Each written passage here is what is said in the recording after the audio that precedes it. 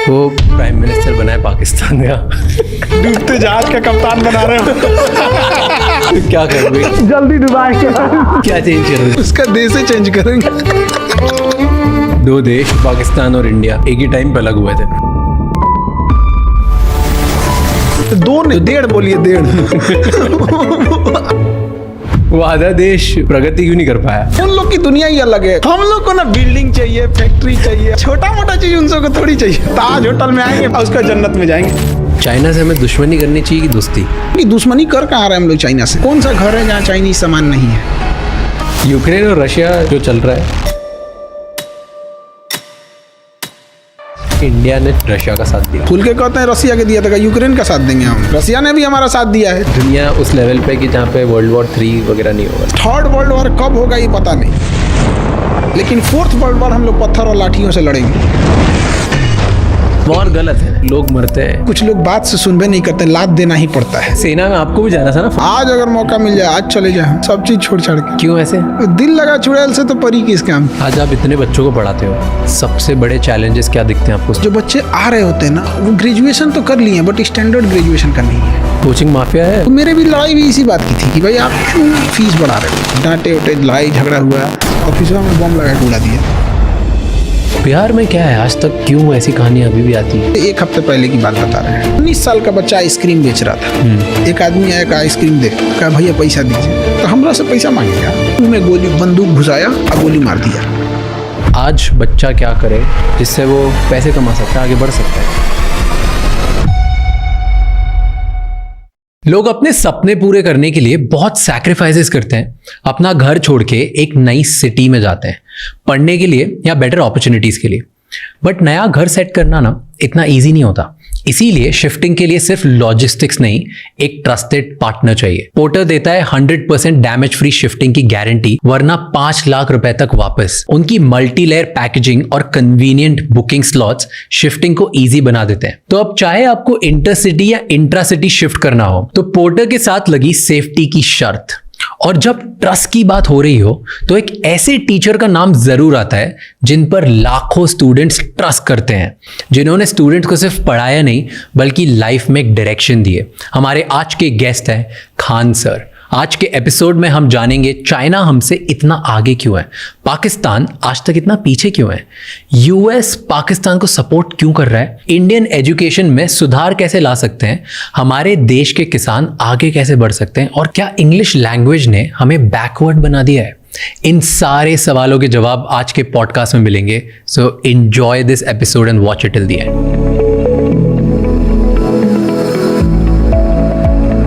आज़ाद होने के बाद जब अपनी सिचुएशन थी, 1950 के आसपास बात कर रहा हूँ मैं, 47 के बाद, उस टाइम पे चाइना की भी लगभग ऐसी सिचुएशन थी और शायद और ही गया गुजरा था।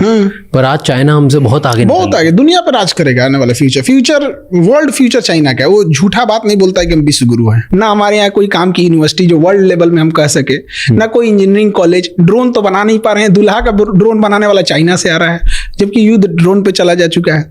तो हम लोग फॉल्स ईगो में हम लोग नहीं जी रहे, हम लोग जी रहे हैं। चाइना ऐसा नहीं करता है। आगे निकल क्यों गया चाइना? एक होता है रियलिस्टिक सोच, एक होता है आपका आइडियोलॉजिकल, काश ऐसा होता, दुनिया ऐसी होती। तो हम लोग उसमें जी रहे हैं। और चाइना रियलिस्टिक है, भाई सड़क बनेगी बनेगी, काम खत्म। अब हम लोग को क्या है कि इंग्लिश थोपिए। इंग्लिश थोपने के चक्कर में 70% स्टूडेंट की जो नॉलेज है, जो वर्क फोर्स है, जो उसका टाइमिंग, वो इंग्लिश में चला गया। यूपी बिहार झारखंड के बच्चे जो एक मेजर पॉपुलेशन को होल्ड करते हैं, हरियाणा से लेके आप उस नॉर्थ बेल्ट को ही पूरा पकड़ लीजिए, इतने लेबोरियस बच्चे हैं। बट क्या प्रॉब्लम क्या है कि उनके पास पैसे की प्रॉब्लम्स है। पैसे की प्रॉब्लम होने की वजह से अच्छे स्कूल नहीं है, और अच्छे स्कूल ना होने की वजह से उनका इंग्लिश पे कमांड अच्छा नहीं है। अब वो अपने आप को लो फील कर रहे हैं बिना मतलब का। हम भी इंग्लिश मीडियम में मेरे घर वाले पढ़ाएं, 12-13 साल इंग्लिश मीडियम में पढ़ाएं, हम एक ही चीज़ सीखे, मे आई गो टू ड्रिंक वाटर। उसके बाद कुछ बुझाया ही नहीं हमको। 1970 के आसपास में चाइना में माओ जेडोंग आए थे। उन्होंने कहा कि बाढ़ में जाए तुम्हारा अंग्रेजी, मंडारिन भाषा बोलो, उसी में सीखेंगे। आज आप देखिए वहाँ का प्राइम मिनिस्टर को भी इंग्लिश उतना अच्छा से नहीं आता है, प्रेसिडेंट को भी नहीं आता है। तो क्या दिक्कत है? क्या बराक ओबामा को हिंदी आती है? नहीं। तो मोदी को इंग्लिश नहीं आएगी तो क्या दिक्कत है? आप बोलिए तो एक ट्रांसलेटर रख लिया जाएगा आपको, जहां जरूरत पड़ेगी उसकी। तो जो ब्रेन वर्क होना चाहिए था मेन काम पर, वो हट गया। और ये चाइना में नहीं हुआ। चाइना में नहीं हुआ। आपको चाइना में अब टॉप लेवल की बात करें, चाइनीज बोलेगा वहाँ, उसने टेक्नोलॉजी लगा ली, रियल टाइम कन्वर्टर लगा दिया आपको, वो तुरंत आप कान में लगाए रहिए, आप बोलिएगा तुरंत कन्वर्ट करके बता देगा। टेक्नोलॉजी है कि नहीं वहाँ पे? तो एक चाइना में ये। दूसरा, चाइना में एक चीज हम देखे कि जो फैक्ट्रीज वगैरह है उसके अंदर जो वर्किंग हो रही है वो फीमेल देख रही है ज्यादातर फैक्ट्रीज में, फीमेल। जब फैक्ट्रीज से सामान प्रोडक्ट बन के बाहर आ रहा है तो उसकी मार्केटिंग, उसका सेल, उसका बाहर एक्सपोर्ट, उसकी ये चीजें वो मेल संभाल रहे हैं। मतलब मेल फीमेल दोनों है। अगर एक इंडोर संभाल रहा है तो एक आउटडोर संभाल रहा है, वो उनका अपना म्यूचुअल है, क्या देख रहे हैं, क्या कर रहा है, हाँ। कौन क्या कर रहा है। हमारे यहाँ फीमेल को अजीब करके रख दिया, उनको मतलब घर के अंदर रख दिया। हमने कहाँ फीमेल को जिम्मेदारी दी हॉस्पिटल में? आज देखिए फीमेल डॉक्टर, फीमेल नर्स पे पूरा मेडिकल इंडस्ट्री टिका हुआ है। उनको मौका दिए, उन्होंने करके दिखाया। एविएशन दिए हम लोग ने फीमेल को, आज पायलट हो गए, एयर होस्टेस हो गए, फीमेल हमने दिया, उन्हें करके दिखाई वहाँ पे। हमने उन्हें जिम्मेदारी ही नहीं देते। इंडिया में क्या है ना कि पैसे कमाने की जिम्मेदारी थोप दिया पुरुष के ऊपर। इससे बहुत अजीब गया कि बच्चा बाहर जाके कमा रहा है, बस इससे मतलब है कैसे कमा रहा है, मर रहा है, जी रहा है, सेफ्टी है कि नहीं है, रहने लायक है कि नहीं। मुंबई में देखिए घर वालों को पता नहीं होगा कि यहाँ पे कोई कैसे क्या कमा रहा होगा। आप बीच पे जाके देखिए, कोई छोटी मोटी दुकानें लगा के बेच रहा है, रात रात भर बेचारा कुछ कस्टमर आ जाए यहाँ पे। घर वालों को क्या चिंता है, पुरुष है, बेटा है, कमा के लाएगा यहाँ पर। और घर की इज्जत की जिम्मेदारी औरतों को दे दिया। भाई इस दोनों की कॉमन जिम्मेदारी थी। यही वजह है कि इंडिया में आप देखिएगा कि अगर किसी को बद्दुआ देनी है, श्रापनी है, तो वो घर की फाइनेंशियल स्थिति को संभालने वाले पुरुष को बद्दुआ देगा। तुम्हारे पिताजी को नौकरी छूट जाए, भाई ये हो जाए। और अगर उसको इज्जत डाउन करनी यानी गाली देना है तो किसी पुरुष को गाली नहीं देगा, और महिला को देगा। हम लोग महिला सशक्तिकरण की बात करते हैं और शर्म आनी चाहिए, दो पुरुषों की लड़ाई में भी गालियां एक औरत ही सुन रही है। वो कहाँ से सशक्तिकरण हो? जिस लड़ाई में वो है भी नहीं उसमें भी उसको गाली दे रहा है सब। तो चाइना में ये सब नहीं है। वहाँ पे फीमेल पार्टिसिपेशन भी बहुत अच्छा है। वहाँ के स्टूडेंट्स में कुछ अलग है? वहाँ पे स्टूडेंट्स यूनिवर्सिटीज या एजुकेशन वहाँ कोचिंग नहीं है, वहाँ कोचिंग वगैरह नहीं। रियली? वहाँ गवर्नमेंट स्कूलिंग सिस्टम एक, वन नेशन वन एजुकेशन। हमारे यहाँ वन नेशन वन इलेक्शन बोला जा रहा है। कभी एजुकेशन पे भी बात कर लो यार। अच्छा, हम लोग की क्या जरूरत है? हम लोग खुद अपने आप से पूछते हैं कभी कभी हम लोग की जरूरत क्या है कोचिंग वालों की? क्योंकि स्कूल ने अच्छा नहीं पढ़ाया है। अदरवाइज में तभी तो आया है मेरे पास। ऐसा भी तो हो सकता है जैसे स्कूल में उसने पढ़ाई कंप्लीट कर दी, कॉलेज कंप्लीट कर दिया, तब हमारे पास आया। ऐसा भी तो हो सकता था कि हमने पढ़ा दिया फिर वो स्कूल में जाए। हम लोग पढ़ा देंगे ना तो स्कूल के वालों को कह के निकलिए, अब आप लोग निकलिए, बहुत पीछे हैं लोग। तो स्कूलिंग सिस्टम अगर अच्छी होती हम लोग की जरूरत ही नहीं पड़ती। चाइना में एजुकेशन सिस्टम एक जैसा है। इंडिया में भी अमीर हो या गरीब पढ़ाई एक जैसी होनी चाहिए, मेडिकल एक जैसा होना चाहिए। बट यही दुर्भाग्य है इंडिया में, अमीर की पढ़ाई अलग है, गरीब की पढ़ाई अलग है। और उसके बाद दोनों पढ़ के समाज में आएंगे तो अमीर लोग कहेंगे कि ये ऐसे किया वैसे किया। क्या बात की है, एक का पैर तोड़ दिए और एक को खिला पिला के अच्छा किए, उसके बाद दोनों को सेम रेस में दौड़ा रहे हैं। अमीर का हॉस्पिटल अलग है, गरीब का हॉस्पिटल अलग है। अमीर अभी आएगा, उसको MRI जांच ये सब हो जाएगी। गरीब के लिए 2 महीना का लाइन लगाना पड़ेगा। अगर पहुंच है, पैसा है, लिंक है, सुबह चाहिएगा, शाम में एम्स में नंबर आ जाएगा। कुछ पैरवी नहीं है तो अगर आपको किसी पेशेंट को फर्स्ट स्टेज में कैंसर पकड़ा गया, अगर कोई पहुंच पैरवी नहीं है ना तो उसका नंबर आते आते वो 4th स्टेज में चला जाएगा। तो डॉक्टर कहेगा आप सेवा कीजिए।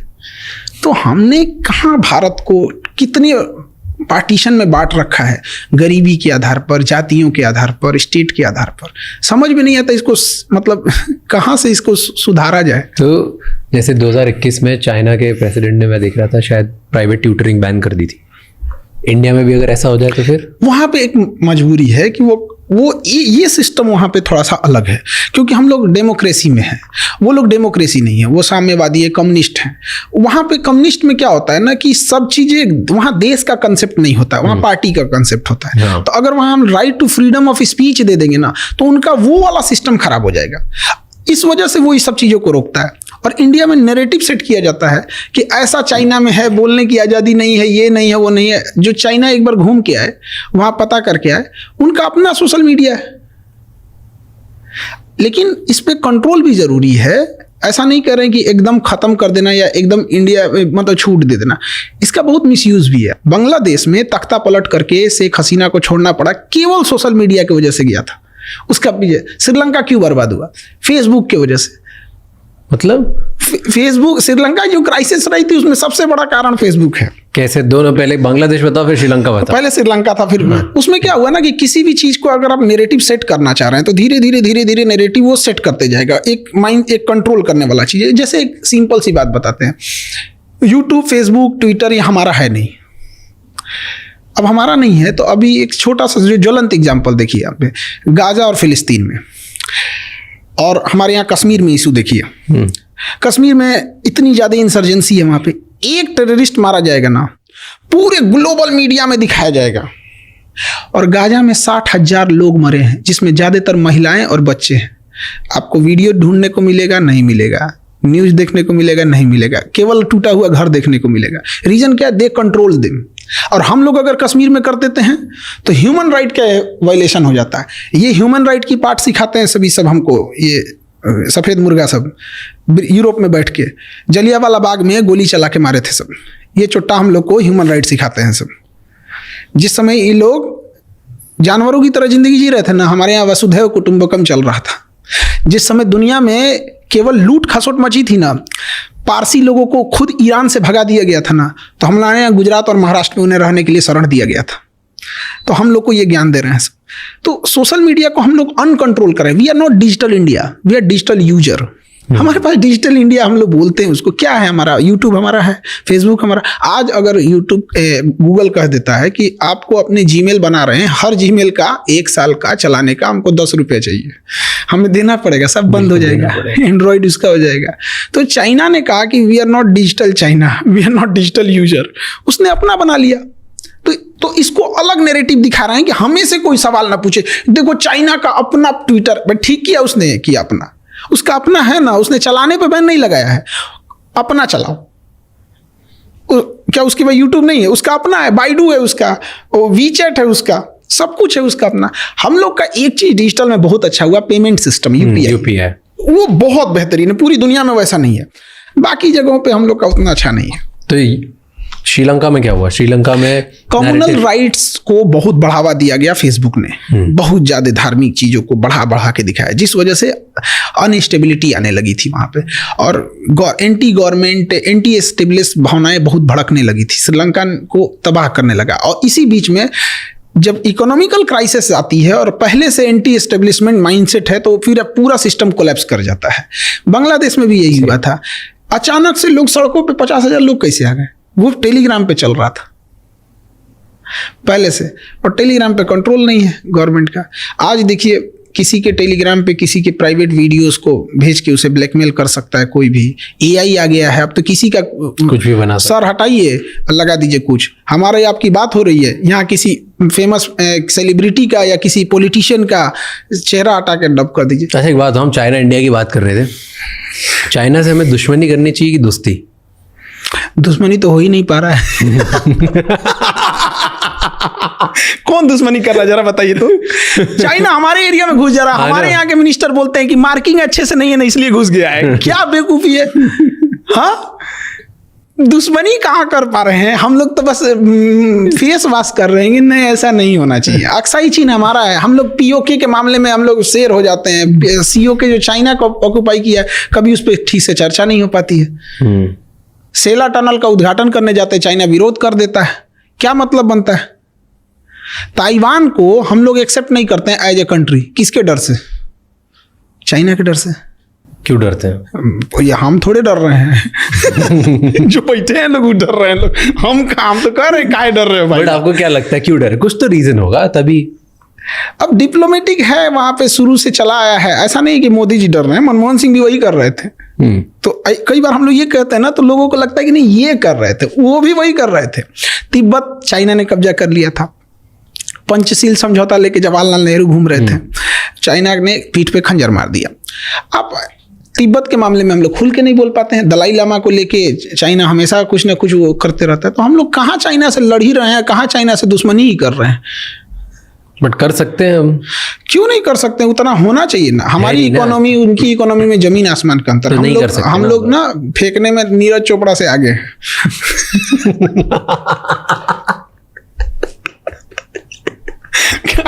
फेंकने में अगर ओलंपिक में बांसबाजी में होता ना तो गोल्ड मेडल हम ही लोग का रहता।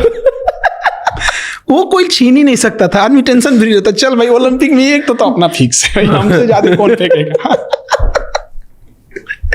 अजीब अजीब हाल है, इकोनॉमी की हालत दुर्दशा है। इंडस्ट्रियलाइजेशन अब कहाँ चला गया किसी को मतलब ही नहीं होती है। जीएसटी का कोई और छोर नहीं है, किस चीज पे लगा दिया जाएगा जीएसटी का। अब देखिए मेडिकल इंडस्ट्रीज की बात कीजिए। हमारे यहाँ पता नहीं क्या कर रहा है सब इंजीनियर सब, इतना पढ़ लिख के कहाँ खप जाता है सब पता ही नहीं चलता है। MRI machine, CT scan machine Germany से आ रही है, नहीं बनती इंडिया में, और आज़ादी के इतने साल बाद। तो चलिए हर चीज़ में हम आगे नहीं हो सकते हैं। बेशर्मी कहाँ होती है, अगर कोई हॉस्पिटल वाला उस एमआरआई या सीटी स्कैन मशीन को मंगा रहा है तो उस पर गवर्नमेंट चढ़ जाती है, मंगाया क्या रे, इंपोर्ट ड्यूटी दे। क्या बेशर्मी है। कोई एमआरआई किस लिए मंगाएगा? बड़ी बीमारी के लिए। सीटी स्कैन एमआरआई खांसी बुखार के लिए नहीं होता है। कोई जा रहा है वहां पे तो मतलब इट मीन्स उसको सस्पिशियन है बड़ी बीमारी का है। उस पर क्या जरूरत है भैया आपको इंपोर्ट ड्यूटी लगाने की? वो तो आपको अपनी बेशर्मी छुपा रहे हैं। आप इंडिया में बनाओ ना। स्टार्टअप इंडिया मतलब कौन सी गिलास और चम्मच छुरी कांचा बनाएंगे? स्टार्टअप इंडिया इसका मतलब होता है ये कहाँ बनेगा? उस पर इंपोर्ट ड्यूटी कहीं से बनता है मतलब? तो बेशर्मी हो गई ये तो। बट इसलिए करते हैं ना इंपोर्ट ड्यूटी की। अगर इंपोर्ट ड्यूटी लगाएंगे तो लोग कम बुलवाएंगे, उसकी वजह से कोई यहाँ का इंसान सस्ती चीज बनाने की अच्छा कम आएगा एमआरआई मशीन, तो कम आने की वजह से चीजें कम होंगी, नुकसान ज्यादा है हमको। बट प्रॉब्लम्स तो बीमारियां तो बढ़ रही हैं। तो जो एमआरआई किसी को 1000 रुपये में होना चाहिए आज 5000 7000 लगता है, जिस वजह से एक बड़ा हिस्सा जिसकी मंथली इनकम 8000 10000 है वो एमआरआई कराएगा ही नहीं कराएगा। अब उसके ब्रेन में अगर कोई ट्यूमर था स्टेज 1 में था तो उसको दर्द तो होगा नहीं यहाँ पे। अब एमआरआई महंगा नहीं कराएगा, जब कराने जाएगा तो स्टेज 4 आ चुका रहेगा। यहाँ पे सरकार को सारा कमाई करना है इसी की वजह से। और अगर यही बात होना चाहिए था तो अब तक तो बन जाना चाहिए था। 70 साल वेट कर दिए, 75 साल वेट कर दिए, अब क्या पूरा 7 जन्म दे दें इनको? बट ये तो इनोवेशन सिर्फ सरकार की जिम्मेदारी नहीं है ना, ये तो हम लोग की भी जिम्मेदारी। तो उस हिसाब से एक इंफ्रास्ट्रक्चर होना चाहिए, उस हिसाब से एजुकेशन चीजें बढ़नी होना चाहिए, उस बात सही बड़े है। होना चाहिए। यहाँ पे सरकार इंसेंटिव दे, क्यों नहीं बनेगा? लेकिन बस वही है कि आपको हम कितना भी सैलरी देंगे, लेकिन आपके डिपार्टमेंट में वो सरकारी अधिकारी बैठा रहेगा, उससे नीचे देंगे हम आपको। क्यों नहीं प्राइवेट को दे दे बनाने के लिए? आज आप बोलिए अडानी को अंबानी को 2 साल में खड़ा कर देंगे। सही हमारा जाता क्या है, वहां के इंजीनियर को पूछा कितना सैलरी है तुम्हारा? 25 लाख, आ जाओ 30 लाख, खत्म। इसमें कौन सा देना लगाना? इतना आसान थोड़ी होगा, कुछ तो और नुआंसेस होंगे। ऐसा नहीं है कि हर चीज इतनी आसान होती है, बट नामुमकिन नहीं है और इतना भी मुश्किल नहीं है कि जो 70-75 साल लगा दिए। अमेरिका के सामने हम क्या लैक करते हैं?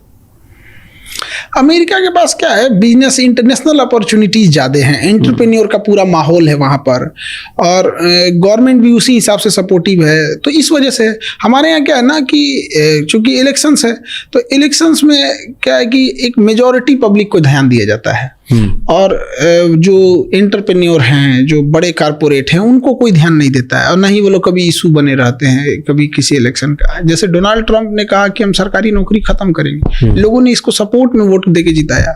हमारे यहाँ कोई बोल दे गवर्नमेंट नौकरी खत्म करेंगे, क्योंकि आपने प्राइवेट में पहले वैसी अपॉर्चुनिटी नहीं दी। तो आप कोई एक पैर पे बैसाखी लेके चल रहा है तो उसका पहले पैर ठीक कर दीजिए, उसके बाद कहिए हम तुम्हारी बैसाखी छीन लेंगे।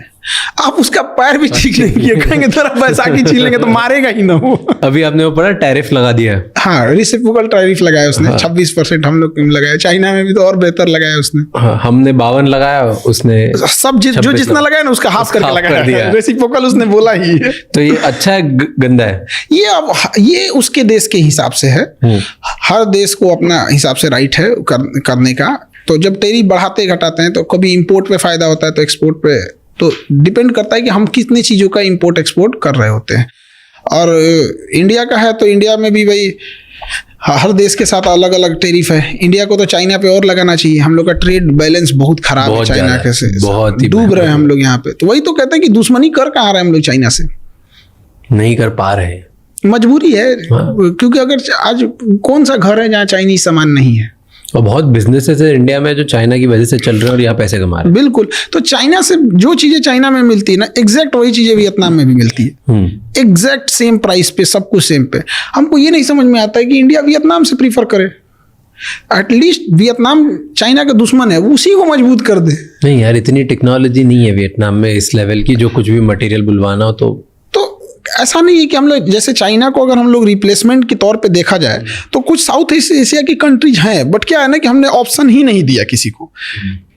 जब आप ऑप्शन नहीं देंगे तो अपडेट नहीं होगा, मार्केट नहीं होगी। किसी होटल में कस्टमर ही कम आएंगे तो कितनी वेराइटीज रखेगा।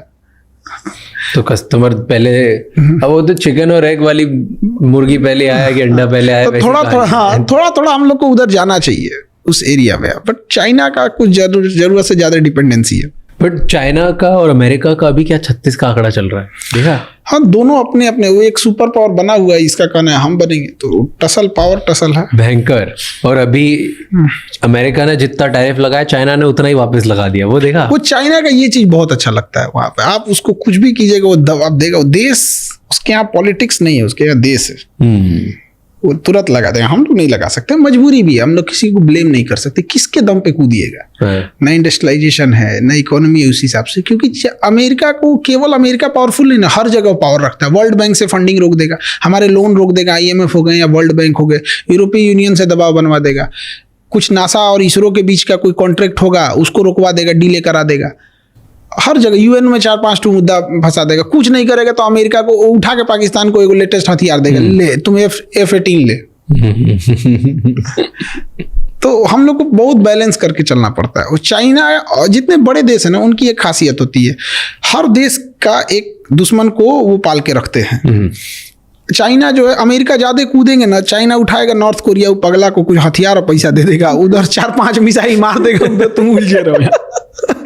उसको कुछ नहीं जाता है, गिरेगा तो कहे हो जापान पे गिर गया, कोई बात नहीं, जो करना है कर लेना। उसको क्या जाता है? उसको अपने क्लोज इकोनॉमी, उसके यहाँ कोरोना के मरीज मिले थे सब, सुबह में 8, शाम में सबको मार दिया। उसका क्या जा रहा है? डिक्टेटरशिप देखना है तो वहां देखिए। उसने, अमेरिका ने कहा कि क्या करे इस इंसान का, इसको पागल किया है। तो उसने क्या किया कि कहा कि नॉर्थ कोरिया में ना डेमोक्रेसी नहीं है, यहाँ इलेक्शन होना चाहिए। किंग जोंग कहा, कौन बोला ये? बाइडेन बोला है। उसने कहा कि अगले महीने इलेक्शन कराओ।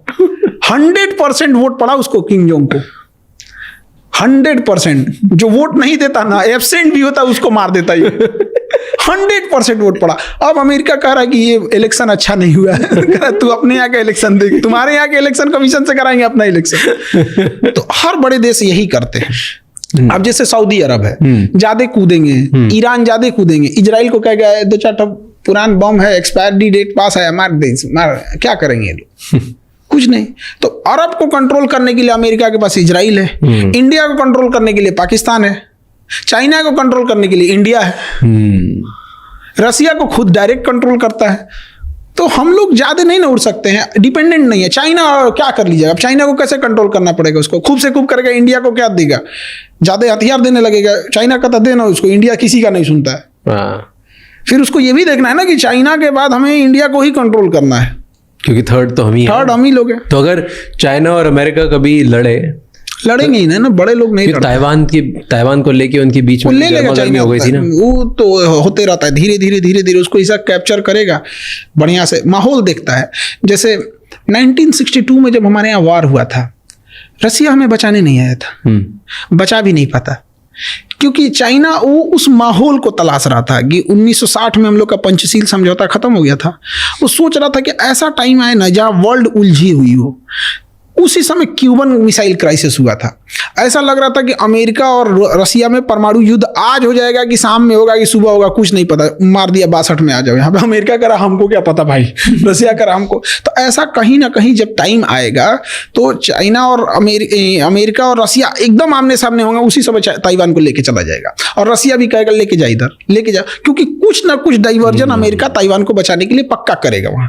अब इसीलिए चाइना को देखिएगा, हमेशा कुछ ना कुछ गड़बड़ सड़बड़ करते रहता है ताइवान में। हाँ। वो पाथ तलाश रहा है कि कहां कहां से एंट्री करेंगे, क्या करेंगे। वो ड्रिल कर रहा है, ड्रिल। किसी दिन ड्रिल के नाम पे अनाउंस करेगा, this is not drill, now this is वो ले लेगा ताइवान, दब लेगा। लेकिन जिस समय रसिया अमेरिका बिजी रहेंगे वो ताइवान की ओर जाएगा। बट अगर हम मैप में देखेंगे तो ताइवान एकदम फार ईस्ट है, तो इसे अपनी हैवी मिलिट्री, एयरफोर्स, नेवी को ताइवान की ओर ढकेलना पड़ेगा। एग्जैक्ट वही टाइम होगा हम लोग कश्मीर के लिए अक्साई चीन पे चढ़ जाए। पर हम थोड़ी करेंगे, अब ये तो मोदी जी बताएंगे। पर हम नहीं करेंगे ना, क्योंकि यही खराबी लगती है। आपके पास है, वहां पे हमारी सेना लड़ सकती है। पर इंडिया आगे बढ़ के कभी भी ना लेता है, ना अटैक करता है, कुछ नहीं करता। हमारी फिलॉसफी नहीं है। 70 साल से देख लो आप, कुछ भी नहीं, हमारी ये फिलॉसफी मानते ही नहीं हमें।